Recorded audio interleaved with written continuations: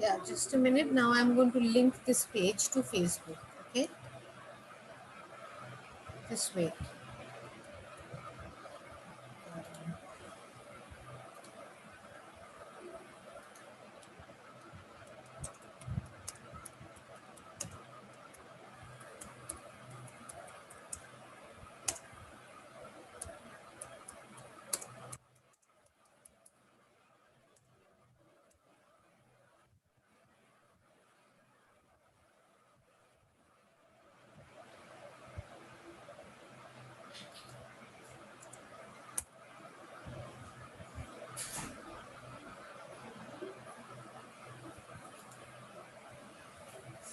Right.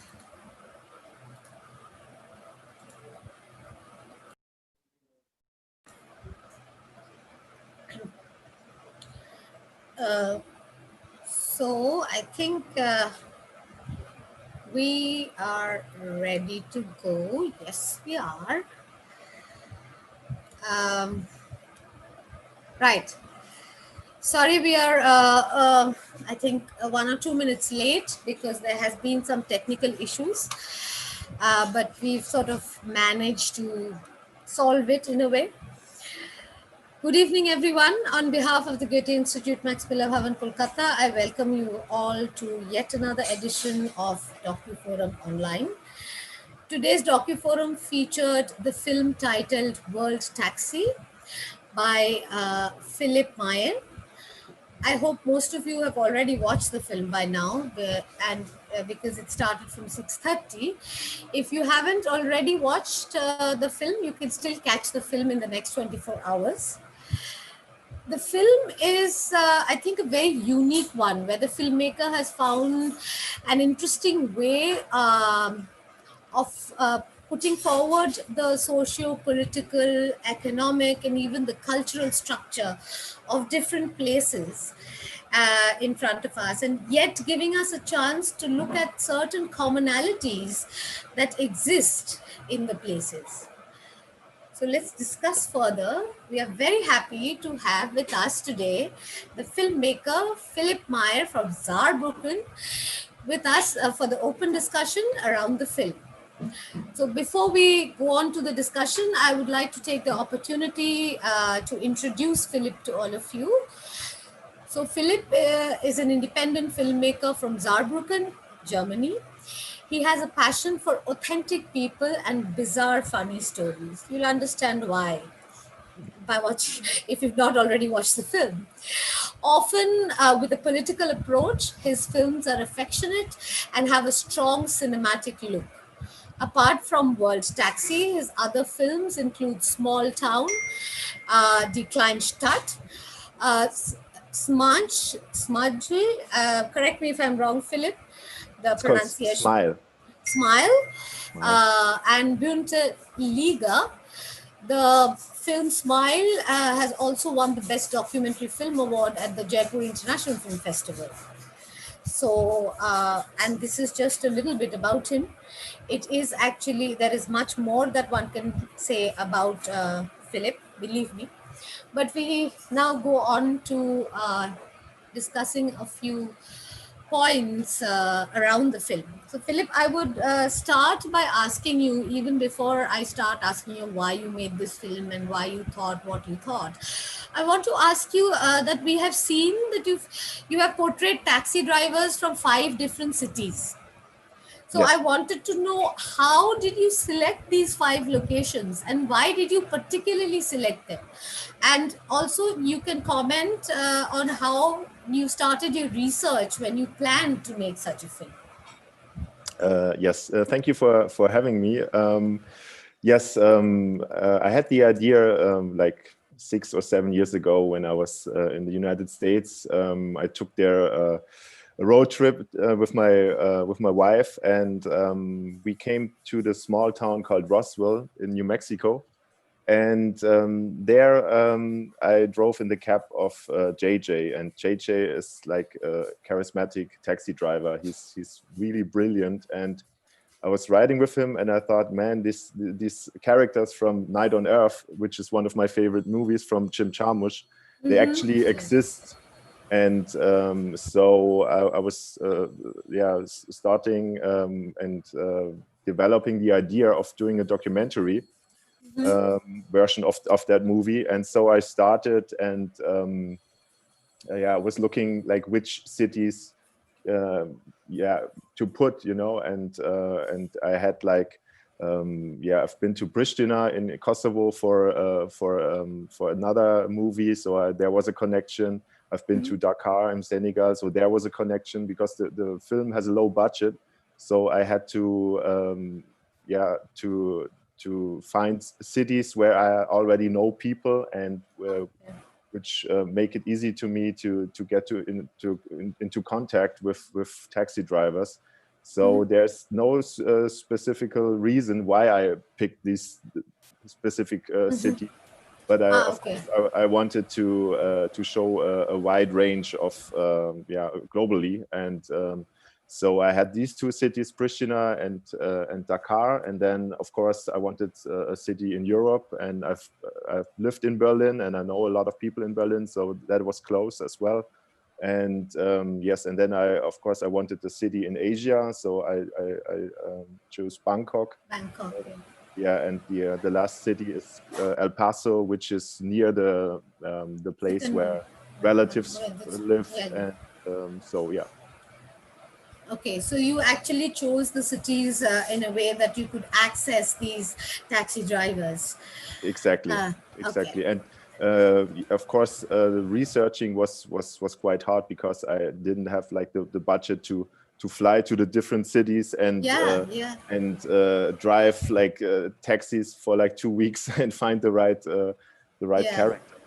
So I had to do a lot of research, social media and stuff, and so I found them, and we made some video calls, and then it matched, and I'm really happy that it came out so well, because the people in the movie, they are really charismatic, and I'm glad that it came out that well. Yes, thank you.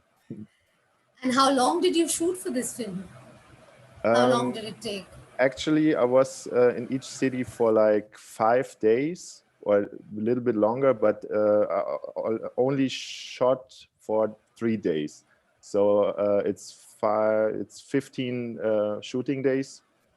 Of course, I had a lot of material, and the editing process was really hard and took a long time, because there's also the different languages and all that stuff. So I had to get a lot of translations to get the editing process going, and so it took a long time also in the editing process as well. Sure. In fact, I have another question later coming up.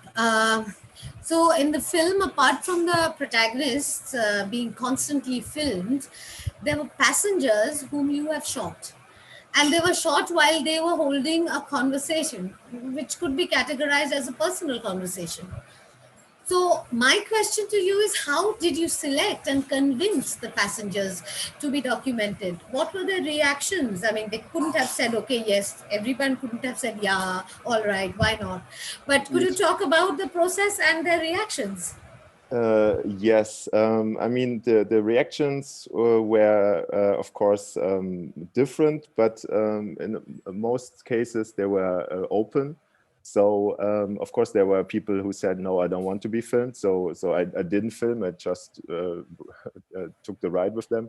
But the people who are in the movie, of course, for them that it was okay to be filmed.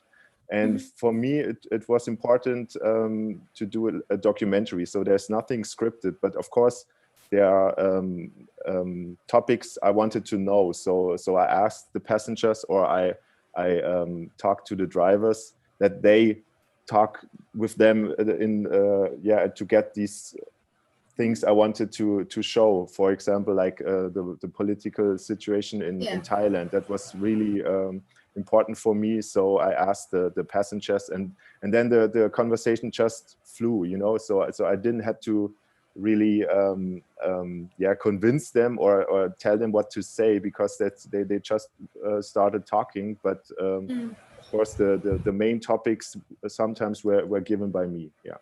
Yeah, so you gave them like a plot to talk around, Yeah. like Berlin. I mean, the most of the conversations that she was having is around the nightclubs and partying, you know.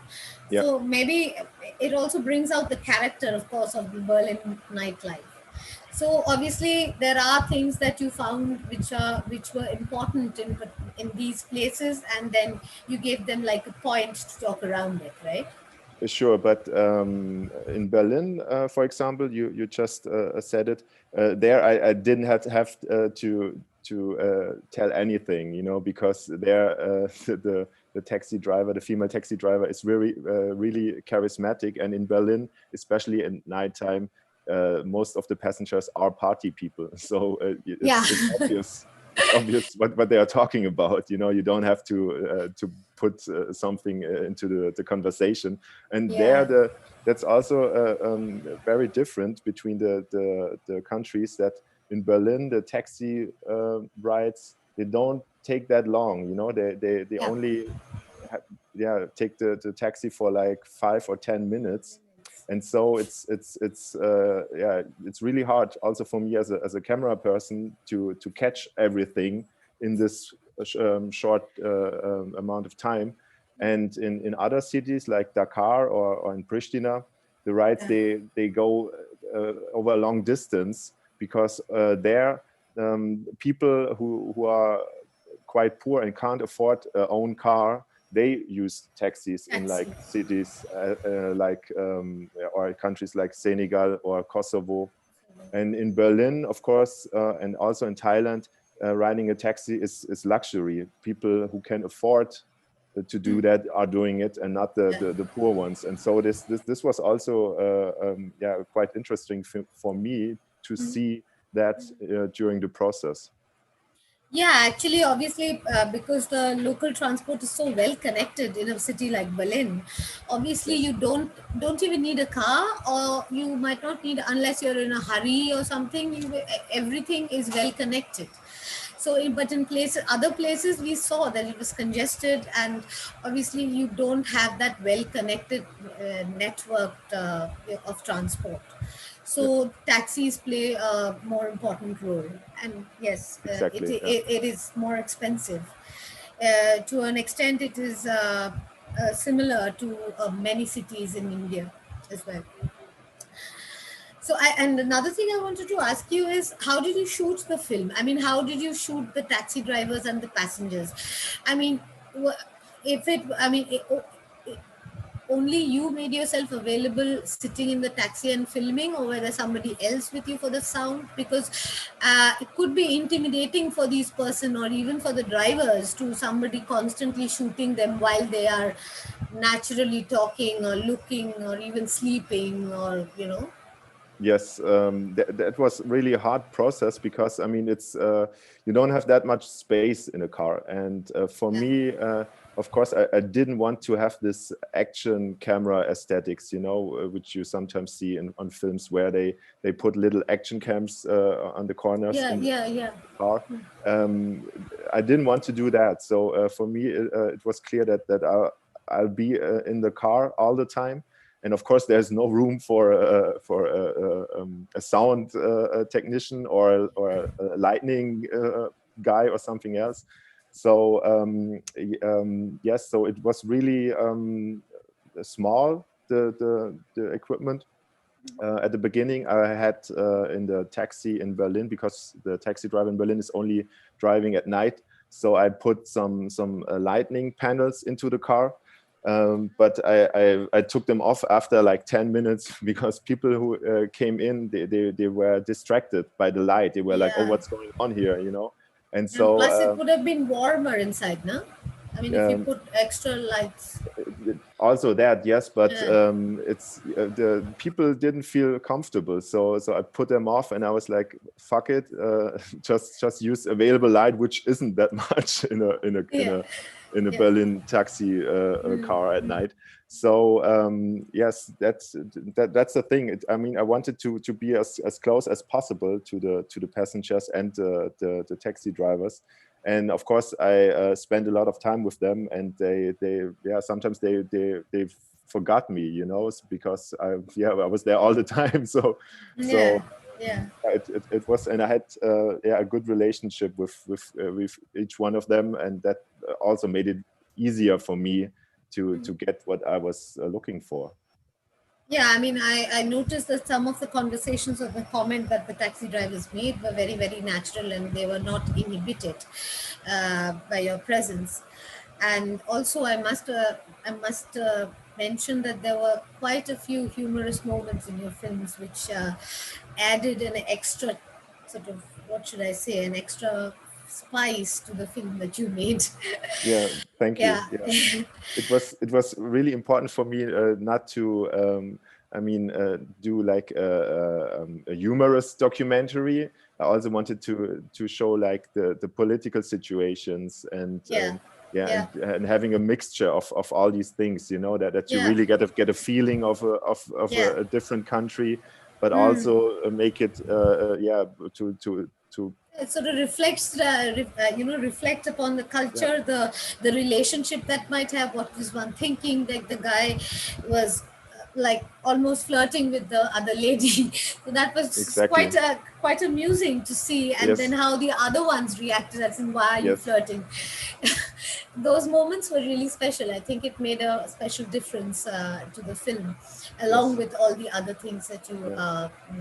I mean, portrayed. those are situations you know you can't plan, and once you get them, or while you shoot, you know, you really can feel that this is a special moment right now, and then you are really happy, because as a documentary filmmaker, of course, you have an idea of your film, and there are things that you really want to shoot or want to happen, but you don't know, because it's a documentary.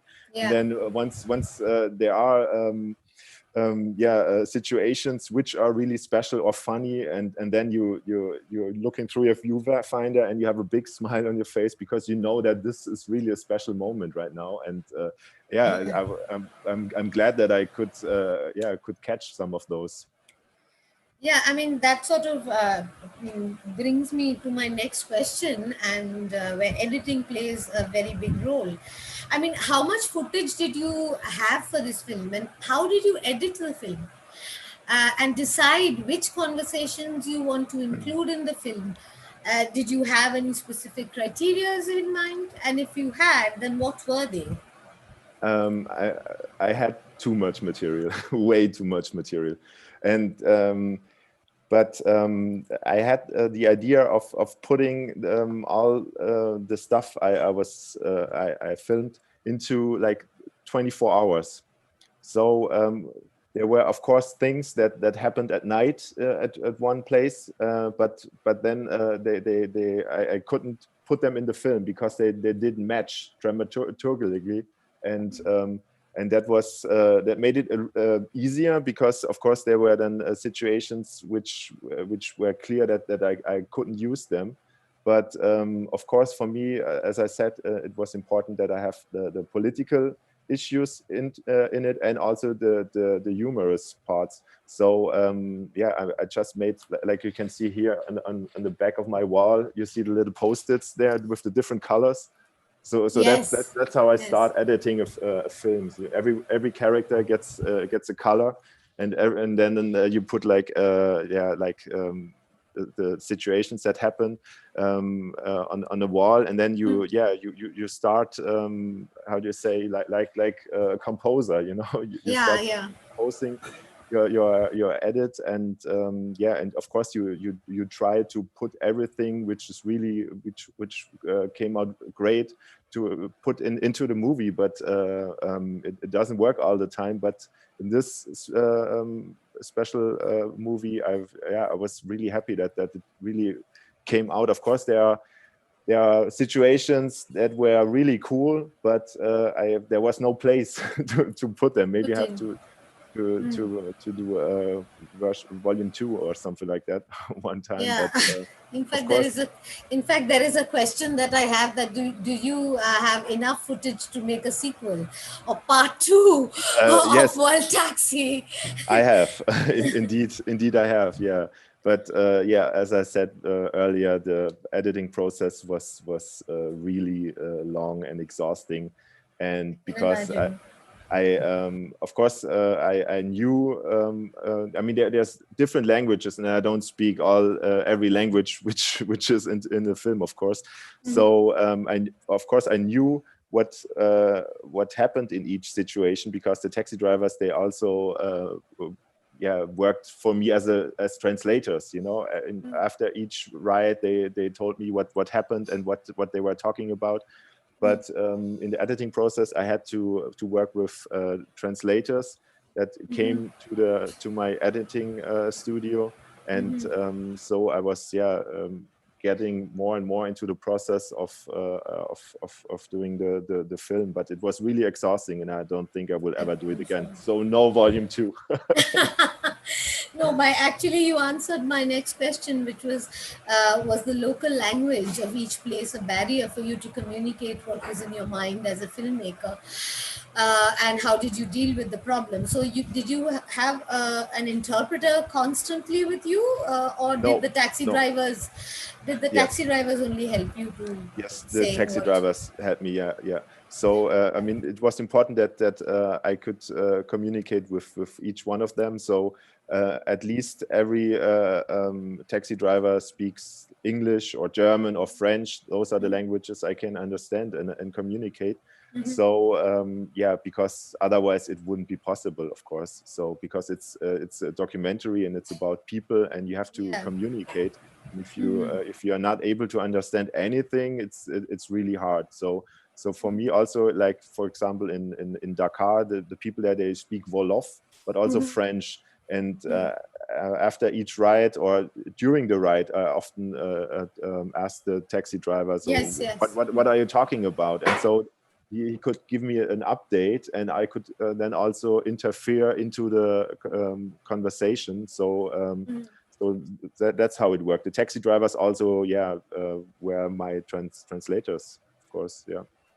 I mean, I can imagine it was a pretty complex process, but because there were interactions between the taxi drivers and the passengers, and then you had to understand what the Yes. passengers were saying, and then what the reaction of the taxi drivers, and so on and so forth. Exactly. But Yeah. in spite of that, I must say, when I watched the film, you were actually very successful in sort of communicating the sentiment or the ethos of the particular conversation, or the the sentiment with which the conversation was happening, be it political or be it more personal. I mean, you could actually, as a viewer, I could actually feel it. So you have been able to do that Thank you. without even sort of knowing the language properly during any conversations that were happening.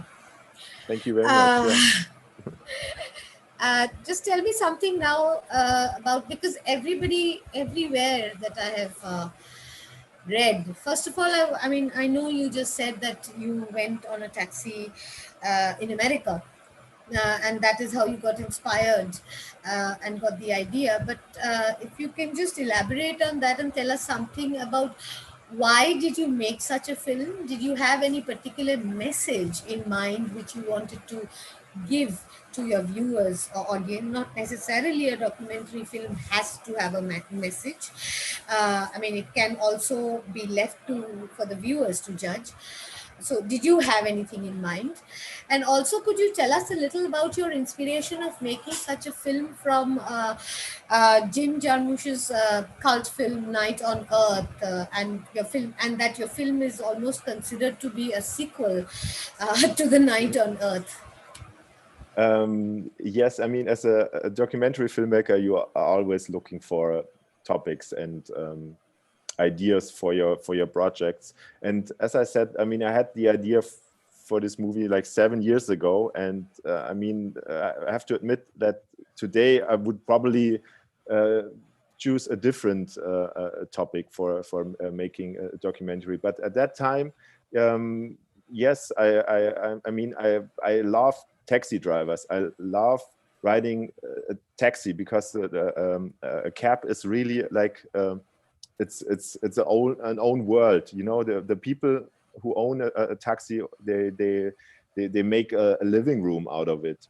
And for me, this is really special. So of course that was really inspiring for me to do the movie. And of course I wanted to do a movie to show like the different differences and similarities which are in our world. And I think that a lot of people, especially here in Germany, they haven't been to Senegal or Kosovo or somewhere else, and they don't know what's it like there, you know.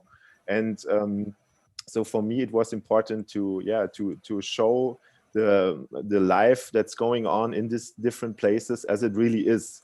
And that's why I think this movie is, I don't think it's important. I don't know, it's a hard question. I mean, of course there are more important films and political documentaries which are way more important than this small documentary. I mean, but of course, I mean, it's I did it, and I don't really think about it anymore, you know. So but as you said, of course, the Jim Jarmusch Night on Earth film really made a huge impact on me when I was not a kid, but a teenager, when I saw it the first time.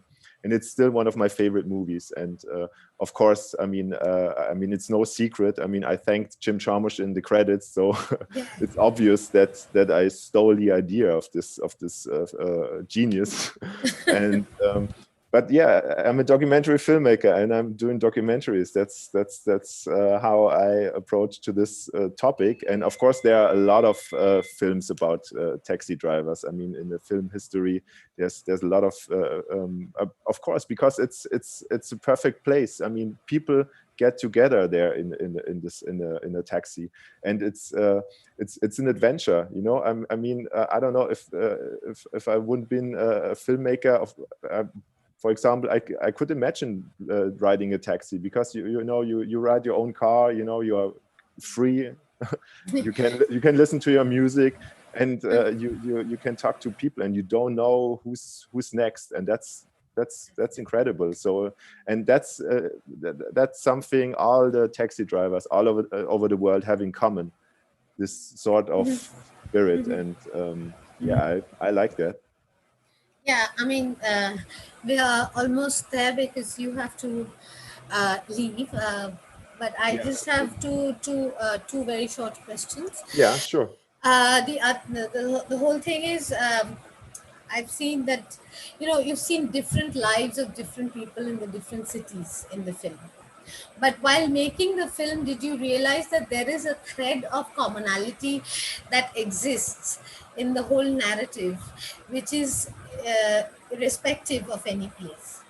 So, if so, then what are they, and why do you think this common thread exists, which binds the narrative more? So sorry, you have to.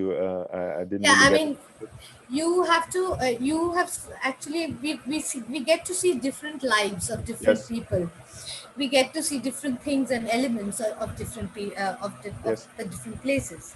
But did you realize while filming that, or did you think, if at all, that there is a thread of commonality between all the places that you have shot in, and what is that common thread, Mm. and what is it that you feel is actually common in all the places of the world, or all the places, irrespective of where Mm. it is or which I, country? I think, I mean, it's easy to say. I mean, it's um, like in all the places, you know, people want to communicate. They want to travel from A to B, and they use the same things, and yeah, they have all the same issues, you know, in life. And that's something I really yeah, I really could feel while sitting in these different cars and getting to know all these people. And that's really something I really love about being a documentary filmmaker, is that you can really switch into a life, you know, that you're not just there as a tourist, that you can really switch into a life. And then you realize that, like, everyone has the same issues all over the world, you know, politics, personalities, you know, the relationships, everything. And that's something, besides, of course, like everyone's using a car and everyone has political issues and stuff like that. But that was something that yeah, that really was quite interesting for me. So I must mention that I also got the feeling that no matter where you are, if you are a taxi, I mean, local transport or transport is something common which exists in all metropolitan urban cities of the world, and taxi is part of it. And when you're a taxi driver, what I felt was common between all of them were most of their life, I mean, most of the time in their lives, they spend in a confined space. I mean, they're driving, yes, but they're inside a confined space, uh, which have you noticed any particular psychological trend that you have seen in all these drivers, because they are like in yes, a similarly in a similar kind of confined space all day or all night? yes, taxi drivers tend to be very lonesome. Ah, okay. That's something I realized, because yeah, um, I mean, in the film you all you quite see a lot of people using the taxi, but in reality, especially in poorer countries, the taxi drivers really have to wait a long time to get customers, really long time. Sometimes they only have like two customers or three customers a day, like in Pristina or in Senegal. So they spend a lot of time alone in the car or at the taxi place, you know, and they talk with, of course, with other drivers, but they tend to be very lonesome. And then once there's a customer, you know, and then they really start, you know, like everything's flowing, and they're really talking much, Okay. because yeah, because yeah, most of the time they're really lonesome. And then that's something they have in common as well. But as for example, the taxi driver in El Paso, Sergio, Yeah. I mean, he likes to be alone, and so this is the Yeah, perfect, yeah. that's a perfect job for him, you know. And but yeah, that's and it's quite a hard job, like all over the world, because I mean, there's this there's Uber, there's public transportation, there's the e-bikes and everything. And it's yeah, Yeah. it's really hard for the taxi drivers to make a living. Absolutely, that's what I sort of also thought about. If you, before I just ask you the last question, I must mention, if you ever come to India and you ride, you have to ride many taxis in as many cities as possible, because it is absolutely splendid to have conversations with them, which I do a lot. And I have not only spoken to them about politics and current issues, but Yeah. about music, about art, about, of course, religion and the politicization of religion, and so on and so forth, about life in general, and about personal problems that they have. So Mm, it's an absolutely uh, a fascinating world. So I absolutely. invite you to come to India, because you will I would find love. I can imagine. Yeah. You will find very warm and friendly taxi drivers Mm. who will be happy to talk to you, show you around, and talk about buildings and talk about the history of a building, show off a little that they know a lot, and that would be very enjoyable. Yeah. I would want to end with the question that you obviously, being such a mm, mm, an exciting filmmaker, I would say, who's always like looking for adventurous themes. Could you do you have any future projects planned? If so, then have you started working on it, and what is it, and when do we see it? Kind of a thing.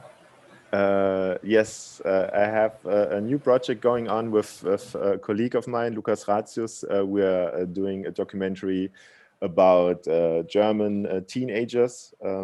It's a film about 5 different young people and persons in Germany, and the film will be finished next year and will be hopefully screened on German television. And yeah, we are really excited, and we are right now in the shooting process. And yeah, hopefully it turns out well, but I'm not sure. Well, I'm sure it's going to turn out well. Very good luck for that. For Thank the you very much. viewers, I'm sorry today we had to do it through YouTube and not be live on Facebook. If you can find Philip on Facebook, you can find the film Facebook page as well. You can go and comment and ask him questions. He'll obviously be very happy to answer you. If you still haven't watched the film, please watch it. It is live till tomorrow evening, 6:30. It's a new, unique film, and I would actually suggest not to miss it. Till next month again for DocuForum, I bid you good night, and I thank Philip with all my heart on behalf of the Goethe Institute Kolkata for making the time to join us for a discussion, and also for making such a lovely, unique film. Thank you, Philip. Thank you very much. Thank you very much. It was a Good night, pleasure. Good everybody, night. and stay safe and healthy. Bye bye. Bye. Bye.